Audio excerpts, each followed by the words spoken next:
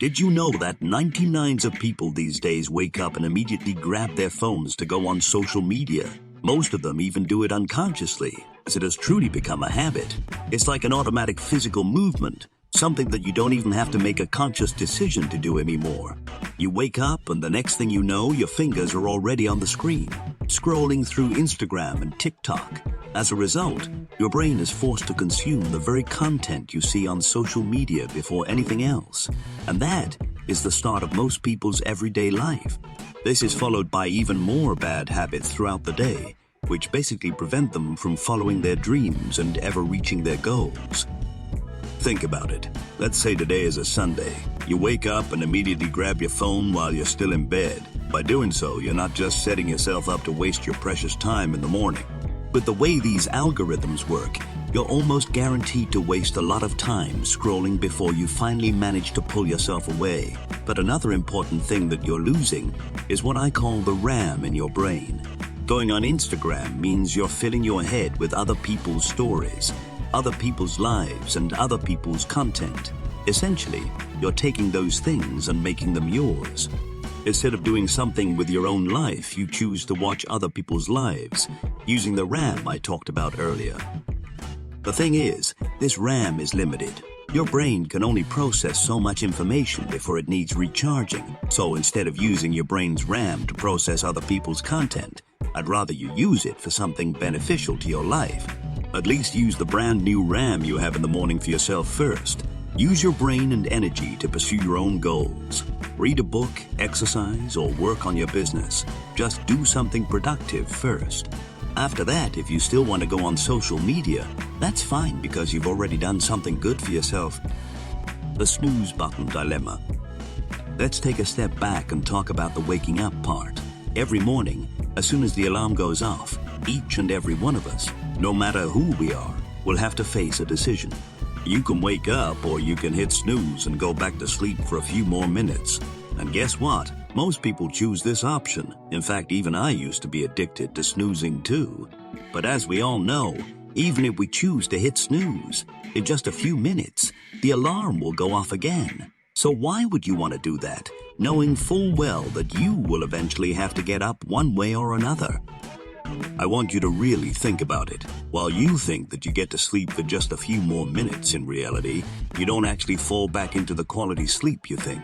Trying to go back to sleep after your brain has already been woken up from the first alarm doesn't help you get any more rest.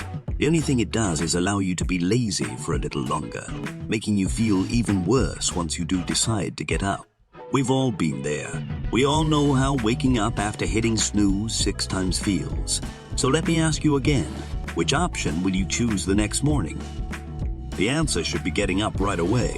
Unless you have absolutely no responsibility, eventually you will have to get up to do something with your life. This is why there's no reason to hit snooze even once. Trust me, once you make the decision to get up, it will be the greatest start to your day. You will wake up with the mindset that you can overcome the voice inside your head. You don't have to do everything that your mind thinks. You can choose to do things that will benefit you in the long run.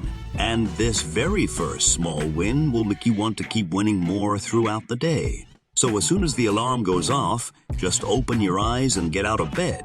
Go wash your face, brush your teeth, and so on. If you can do that, I can guarantee that at least today, you will live a slightly better life than when you were hitting the snooze button.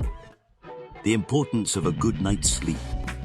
Now there's a simple hack that can help you wake up a bit easier, and you might not even want to snooze anymore. That thing is a good night's sleep. Yes, I know that everyone has probably heard about the 8-hour sleep rule since you were a kid. You might have heard it so often that you just let it go in one ear and out the other. But actually, sleep is too important to ignore. Your sleep directly affects your productivity and how you live your daily life. Without getting too scientific, if you don't get enough sleep, it's like your brain and body aren't fully charged. The next day, you simply won't be able to perform at your best. People always talk about the benefits of waking up early, saying that waking up early is good for this and that. But in reality, no matter how early you wake up, if you didn't get enough sleep the night before, you will only destroy your productivity even more because your brain simply isn't ready to function at 100 efficiency. And if you keep doing that day after day, I can guarantee that there will come a day when you can literally notice how foggy your brain really is. Now compare that to someone who always gets enough rest every day. You just can't match their level of productivity, the quality of their work, or anything they do on a daily basis. You simply won't be able to keep up with them. If you want to wake up early, you need to be ready to go to bed early. For example, if you want to wake up at 6:00 a.m., then you need to be asleep by 10:00 p.m., or at the latest by 11:00 p.m., or at the latest by 11:00 p.m. This is so your body can rest for at least 7 to 8 hours.